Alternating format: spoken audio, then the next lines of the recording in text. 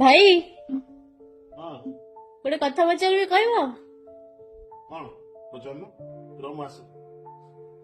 କଣ ପଚାରିବୁ? ମତେ ଖାଲି ଗୋଟେ କଥା କୁହ, ବାପା ମାଙ୍କର ବଡ ହେବା ଭଲ ନା ସାନ ହେବା ଭଲ? ମାନେ ବାପା ମାଙ୍କର ପୁଅ ହବା ଭଲ ନା ସାନ ପୁଅ ହବା ଭଲ?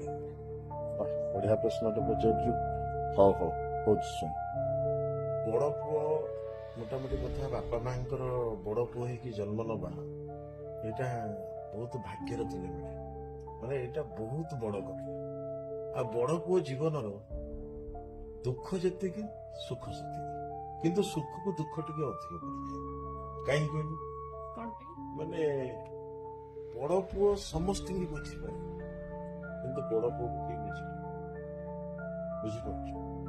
ଯେମିତି ବଡ ପୁଅ ନିଜେ ଖଟି ସବୁ କିଛି କରି ଅନ୍ୟମାନଙ୍କୁ ଭଲ ପାଇବା ଦିଏ, ଅନ୍ୟମାନଙ୍କୁ ଖୁସିରେ ରଖିବା ପାଇଁ ଚେଷ୍ଟା କରେ, ପରିବାର ଲୋକ ହଉ ସମସ୍ତେ, ବନ୍ଧୁ ବାନ୍ଧବ। କିନ୍ତୁ ସେଇ ଲୋକ ପରବର୍ତ୍ତୀ ମୁହୂର୍ତ୍ତରେ କହନ୍ତି, ତୁ କଣ କରୁଛୁ କି?